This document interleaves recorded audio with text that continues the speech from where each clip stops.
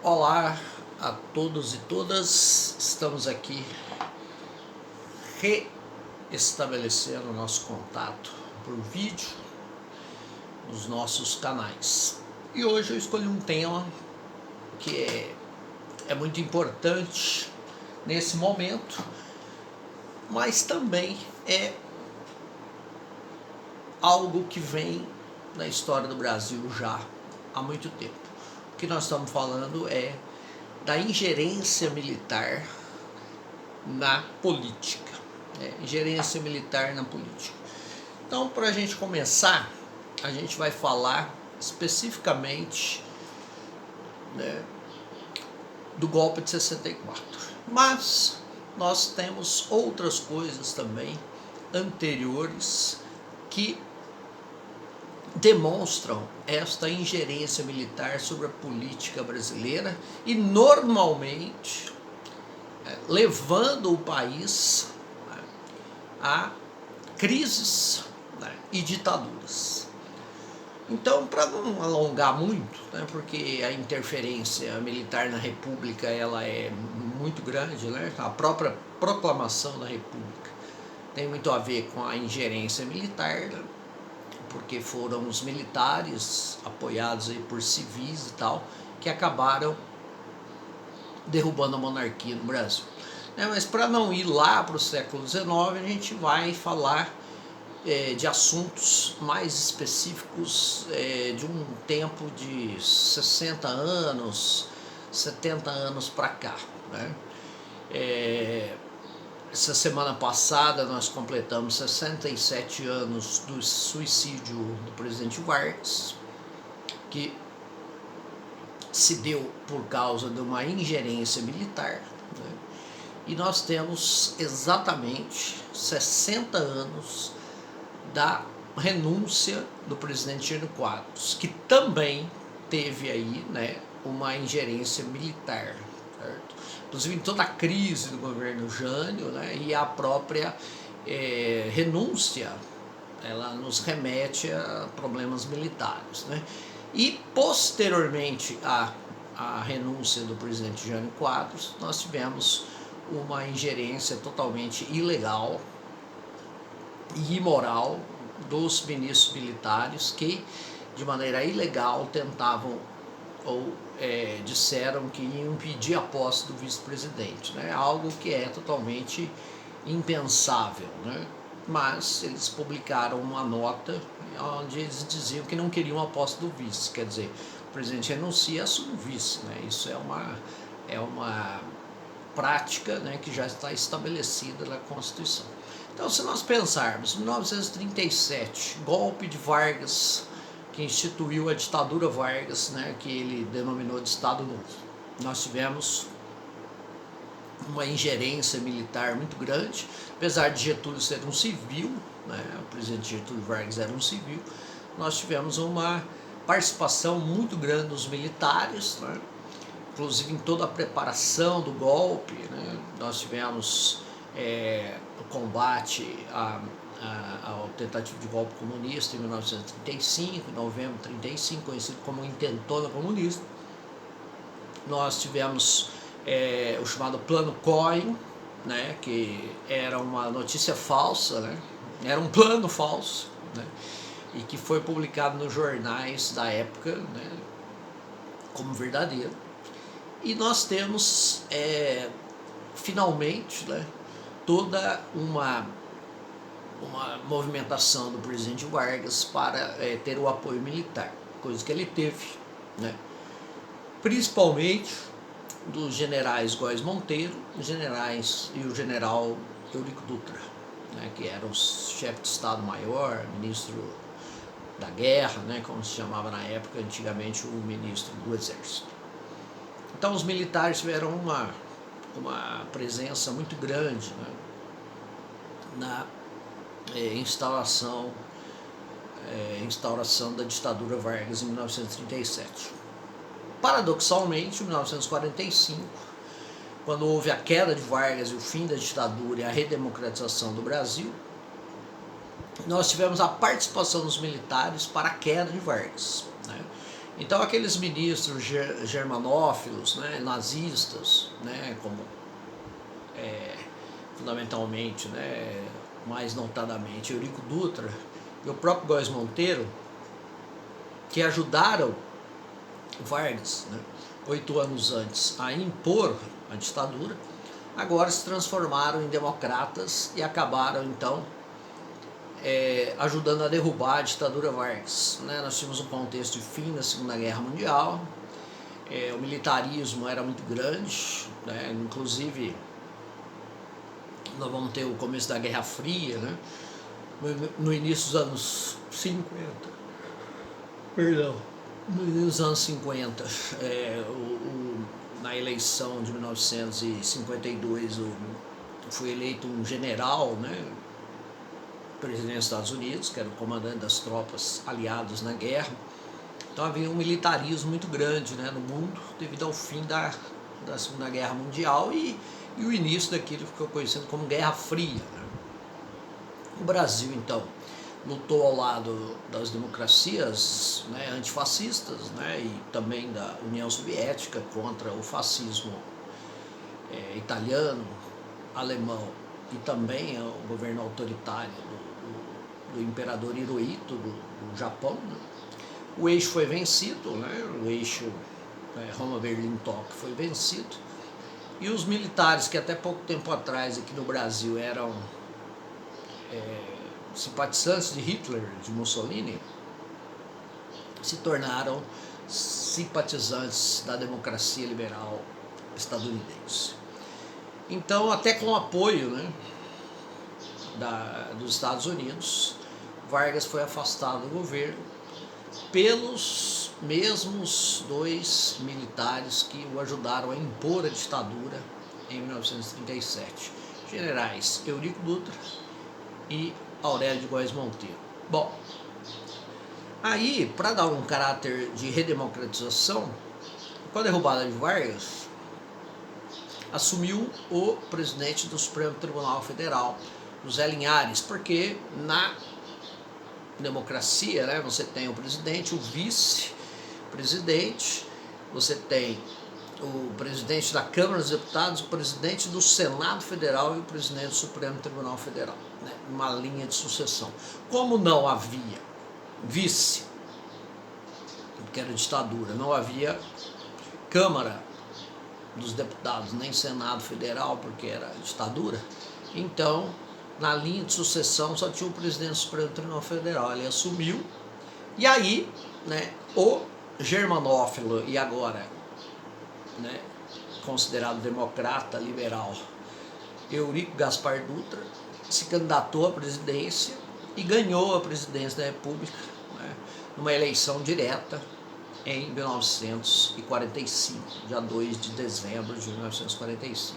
Então nós temos uma ingerência militar aí já nos anos 30 e 40, isso até, né, dentro já de uma luta anticomunista, né, que se colocou em 35, e isso vai caracterizar, né, o exército brasileiro, as forças armadas em geral, mas principalmente o exército, na ingerência política, no combate ao comunismo. Então, mesmo antes da Guerra Fria, né, os militares brasileiros, em 1935, combateram uma tentativa de golpe, né, dos comunistas, uma aventura romântica, né, liderada por Luiz Carlos Prestes, e que não deu em nada, mas deu uma repressão muito grande, né, não deu em nada em termos políticos de uma revolução comunista, né, mas efetivamente deu uma repressão muito grande que ajudou, inclusive, no golpe de 37. Então, os militares brasileiros eles já tinham essa característica, né, de anticomunismo, apesar,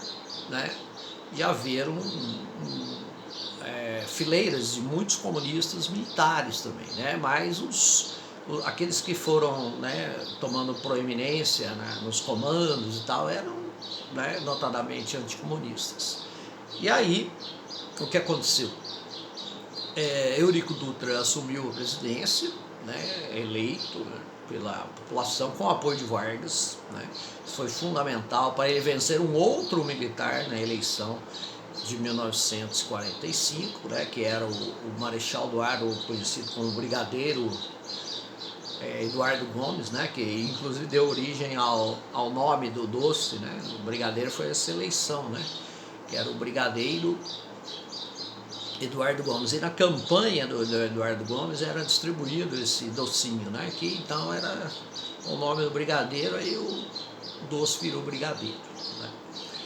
Mas, dessas curiosidades à parte, os militares tinham uma proeminência muito grande já então nessa política, né? Inclusive com os dois candidatos mais votados na eleição, sendo né, um oficial general do Exército e um outro oficial general da Força Aérea Brasileira, né?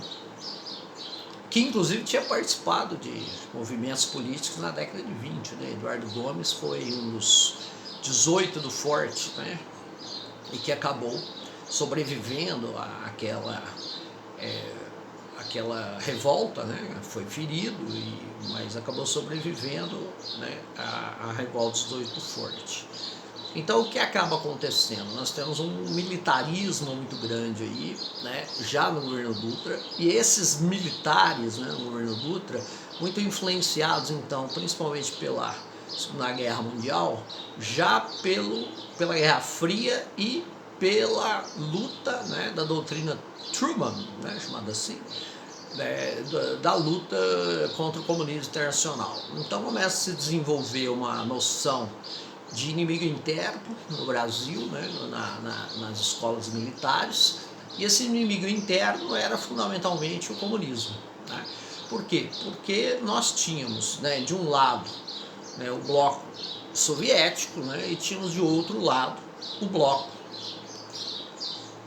estadunidense. Então, um bloco capitalista, um bloco comunista, né, podemos falar assim.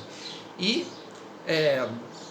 o Brasil, na esfera, né, de influência norte-americana, tínhamos uma ideia de combate ao comunismo internacional, né? Então começou a se formar na mentalidade dos militares brasileiros, da oficialidade e tal, né? Começou a se formar uma ideia de inimigo interno. Então acabou com aquela ideia do inimigo ser o estrangeiro, né? Porque até então, né, e aí o Brasil ainda sofre consequências hoje, né? Lá no sul do Brasil, né, você tem muitas bases militares, né? Exatamente porque o grande rival do Brasil era a Argentina, então ali na fronteira com a Argentina, com o Uruguai, né, e tal, nós temos uma grande concentração de militares lá, né? Então o que vai acontecer? Passou-se a perceber então, né, na doutrina, né, de segurança nacional, que menos problemático eram os argentinos, por exemplo, os uruguaios, os paraguaios, né? Por quê? Porque todos eles estavam na esfera de influência estadunidense, né, do capitalismo e a democracia liberal. Então, o que acontece? Volta-se para o interior, né, e desenvolve-se, né, na mentalidade militar brasileira, né, daqueles formados, né, nas academias, nas escolas de sargentos, que o grande inimigo então no Brasil não é necessariamente o estrangeiro, mas é o comunista. Então esse comunista pode ser um comunista estrangeiro, pode ser um comunista brasileiro mesmo, compatriota. Então por isso que essa noção no chamado inimigo interno. Então o que é o inimigo interno? O inimigo interno é o comunista e é o comunismo, né? Até porque o comunista tem uma conotação internacionalista, né? Então é um comunismo. Então o comunismo ele tem que ser combatido, né? Então começa a se desenvolver uma ideia de que parece até a questão de que a gente vê hoje também de guerra cultural, né? Então onde é que estariam os comunistas, né? No professorado, na advocacia, né? Nos artistas, né? Então aí você entra nos meios de comunicação, né? No rádio, né? Que era muito importante, né? Tem a televisão que começou a nascer, né, no Brasil nos anos 50, né? Você tem o teatro, você tem a literatura, você tem a música, né, os discos e tal. Então os programas de rádio que tocavam música, né, as novelas de rádio, né, muito importantes, que depois vão passar para novela de televisão. Então cria-se essa noção de inimigo interno, e esse inimigo interno, nessa chamada, o que a gente poderia chamar hoje, né, nesse conceito de guerra cultural, ele está onde? Ele está na escola, né, com os professores comunistas. Ele está na advocacia, né, com os advogados trabalhistas, tal, comunistas. Ele está onde é que está o comunista também? Nos sindicatos, no sindicalismo. Né? Onde é que está o comunista? Ele é o ator, a atriz, ele é o escritor, a escritora, ele é o artista plástico, é o pintor, o escultor. Né? Então, aí é que o comunismo iria se desenvolver, né, segundo a doutrina de segurança nacional. Então a doutrina de segurança nacional ela foi criada, né, inclusive nós estamos num momento muito bom, né, porque a lei de segurança nacional, que foi criada com base na doutrina de segurança nacional, ela foi abolida, né, e isso é extremamente importante para a democracia brasileira, que corre tanto risco atualmente. Né. Então o que acontece? A doutrina de segurança nacional ela começou a fazer essa contra-guerra, né, no que eles chamavam, né, ou essa contra-revolução. Por quê? Porque os comunistas iriam conquistar corações e mentes na arte, na literatura, na escola, nas universidades, né, na advocacia, no sindicalismo. Então ali estavam os comunistas para, né, dentro até da própria ideia, né, bolchevista, comunista e tal, eles, né, não diferenciavam muita coisa. Aí é que iam colocar, né, as ideias comunistas na cabeça das pessoas, né, dos cidadãos e cidadãs brasileiros. Né. E aí começa toda uma sucessão de ideias, né, e de atitudes para combater esse comunismo. Né. Então, um controle nas escolas, né, principalmente nas universidades, né, um controle do rádio, um controle nas editoras, né, um controle do lançamento de livros, lançamento de peças teatrais, o que vai passar no cinema. Né? Então, mesmo no período democrático, entre 1945 e 64, havia muita repressão ao comunismo. Né? Tanto é que isso pode até ser simbolizado de maneira direta pelo Tribunal Eleitoral cassando o registro do Partido Comunista do Brasil, né? O PCB. E o Partido Comunista do Brasil, que ficou um pouco tempo aí, né, legalizado, ele se tornou ilegal em 1947. Né? Os parlamentares eleitos, né, os vereadores nas cidades, os deputados estaduais, os deputados federais e o senador Luiz Carlos Prestes, né, antigo líder da revolta de 1935, eles foram depois cassados, né, seus mandatos foram cassados e perderam, né, os seus mandatos. Né, inclusive tínhamos lá, né, daí que também vem a ideia da doutrina de segurança. Né, um dos deputados federais cassados era o escritor Jorge Amado, né, que então na cabeça do pessoal da Lei de Segurança Nacional passava o comunismo nos seus livros. Né. Então houve a cassação dos mandatos dos parlamentares eleitos pelo Partido Comunista do Brasil, PCB na época, né, apesar da sigla, era Partido Comunista do Brasil. Então eles foram reprimidos, né? Havia muita censura, apesar da legislação, né, não permitir em tese a censura, mas ela existia de fato. Né, tal. Havia muita repressão aos sindicatos trabalhadores, às greves. Né, o presidente Dutra baixou um decreto, a revelia da Constituição, né, que, né, nós estamos vendo aí, né, a revelia da Constituição baixou um decreto proibindo as greves em serviços essenciais. Né? E na época dizia que tudo era essencial, exceto o serviço de venda de perfumes. Né? O resto era tudo essencial, então não podia fazer greve. Só podia fazer greve quem vendia perfume, né? Porque o resto era considerado essencial. Então, essa ingerência, né, dos militares, né, numa luta que é até cultural, nessa guerra cultural anticomunista, ela vem já há muito tempo, né?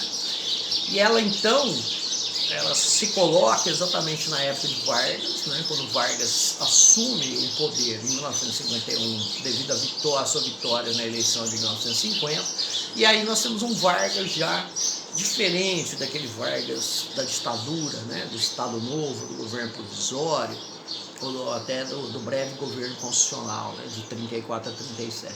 Nós temos um Vargas que é um trabalhista, né, um cara ligado aos sindicatos trabalhadores, é um cara que dá força às reivindicações dos trabalhadores, né, tal. E aí, esse Vargas, né, trabalhista, né, por exemplo, que seria um trabalhismo inglês, uma social-democracia alemã, né, tal, até o próprio Roosevelt, né, nos Estados Unidos, né, só que no Brasil ele acaba sendo, principalmente no contexto da Guerra Fria, visto como comunista, né, se não um comunista, mas aquele que abria o caminho, né, deixava os comunistas agirem de maneira livre, né. Então isso era extremamente complicado para essa doutrina de segurança nacional. Então, o que acontece?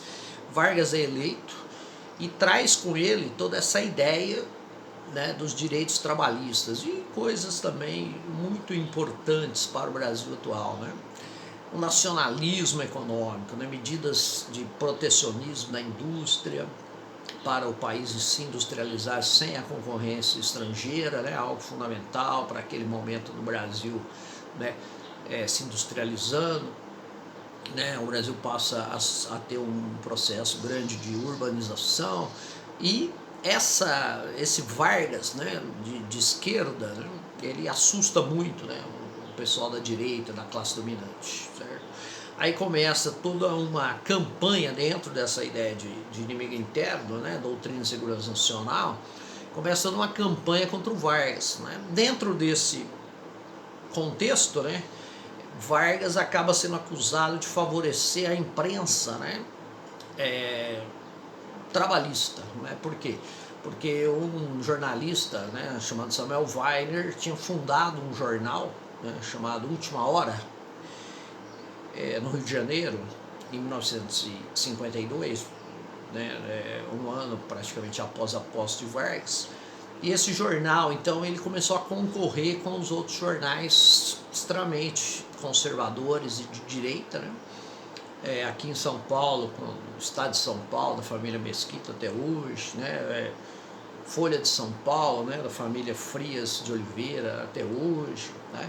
Lá no Rio de Janeiro, Globo, da família Marinho, na época Roberto Marinho, né, o pai dos atuais donos, né, da Rede Globo, que agora é muito mais do que o jornal Globo, a Rádio Globo da época, né, tal, de 1952, 53. E esse jornal do Samuel Weiner, que inclusive foi lançado um livro, né, uma biografia dele agora, da Carla Monteiro, né, pela Companhia das Letras, muito bom o livro. O Samuel Weiner, ele pegou toda a nata do jornalismo brasileiro e trouxe para o jornal, né? Foi o primeiro jornal que tinha fotos em cores, o primeiro jornal colorido, né, que nós tivemos no Brasil, já em 1952, 53, né? Então, ele trouxe muita novidade, ele aumentou o salário dos jornalistas, o que também não causou boa impressão para os barões da mídia, né, que gostavam de pagar pouco, e ele então foi acusado de ser favorecido pelo governo Vargas, né? E aí houve inclusive a primeira instalação de uma CPI no Congresso Nacional, chamada CPI da Última Hora, né? Porque o jornal, né, a rede, né, que se colocava de comunicação do Samuel Weiner chamava-se Última Hora, né? Então criou-se aí toda uma celeuma, né? Houve uma comissão parlamentar de inquérito, né, aonde se colocava que Weiner era favorecido pelo governo Vargas com empréstimos, né, do Banco do Brasil, né, do presidente Jafé, que era ligado a Vargas, presidente do banco, e essa CPI então começou a investigar, né, então Carlos Lacerda, então um grande jornalista do Rio de Janeiro, né, e dono de um pequeno jornal, né, Tribuna da Imprensa também lá, né, muito importante lá na cidade do Rio, né, na época tem o estado da Guanabara, mas um jornal pequeno, né, e tal, mas ele foi o grande estimulador dessa CPI, inclusive foi depor a CPI e tal, né? E o engraçado é que na CPI percebeu-se que o dinheiro que o Banco do Brasil tinha emprestado a Samuel Weiner era até menor a quantia do que já tinha emprestado até para o próprio Tribuna da Imprensa, o Carlos Lacerda, para os Mesquita aqui de São Paulo, né, do Estadão, para os Frias de Oliveira e para o Globo, né? Então, quer dizer, o Samuel Weiner, ele recebeu o empréstimo do Banco do Brasil, assim como todos os outros grupos, né, jornalísticos já tinham recebido, e inclusive, né, os outros grupos tinham recebido até mais, né? E aí questionou-se toda uma problemática, né, do Samuel Weiner não ser brasileiro nato e tal, né, etc, né, porque até hoje a Constituição, assim como na época, proibia, né, que qualquer mídia, né, qualquer mídia não pode ser de estrangeiro, né, é proibido, né, então é totalmente proibido, tanto é que o Rupert Murdoch foi dono da Fox, por exemplo, nos Estados Unidos, né, tal, ele se naturalizou estadunidense, né, australiano de nascimento e tal, para poder ser dono lá de meios de comunicação dos Estados Unidos, que inclusive sofrem, né, uma grande, vamos dizer assim, restrição legal, né, nas democracias, né, de controle, né, que é algo que a gente tem que discutir aqui no Brasil, que não se discute, né, porque nos Estados Unidos, no Reino Unido, na Austrália, no Japão, no Canadá, na França, né, Alemanha, qualquer país, aí você tem um controle dos negócios de mídia, não é o controle da mídia, é o controle dos negócios, para que não haja monopólio. Bom, mas tudo bem. Então a CPI não deu em nada, porque os caras ficaram até mal na fita, né? Lacerda, Roberto Marinho e tal, porque no fim descobriu-se que tinha mais dinheiro emprestado para essas empresas do que para a própria empresa Samuel Weiner. Não deu em nada, mas deu não deu em nada no sentido de você fechar o jornal e tudo mais, né? Deu lá essa bagunça, né? Então, e aí Vargas começa a sofrer uma pressão muito grande, né, dos militares também, né? Por quê? Porque principalmente os oficiais mais novos, majores, coronéis, tenentes coronéis e até coronéis, né, que já tinham se formado dentro dessa doutrina de segurança nacional, né? E aí ele tinha indicado para o Ministério do Trabalho, né, que inclusive foi criado por ele em 1930, né, no Brasil não tinha Ministério do Trabalho, ele entregou o Ministério do Trabalho para um jovem, né, rio-grandense, um vizinho de fazenda dele, né, chamado João Melchior Marques Goulart, né, conhecido como Jango, né, e o Jango então se tornou ministro do Trabalho. E o Jango, então, ele estimulava, né, a própria sindicalização dos trabalhadores, né, estimulava greves, né, tal, por melhores condições de trabalho, melhores salários e tal, né. Então nós tivemos grandes greves aqui, greve dos 300 mil, né, no Rio de Janeiro, greve dos 400 mil em São Paulo e tal. E a mídia, né, dizendo que isso era uma coisa dos comunistas agindo nos sindicatos, tal, etc, né? E aí então houve um manifesto, né, dos coronéis que exigiram a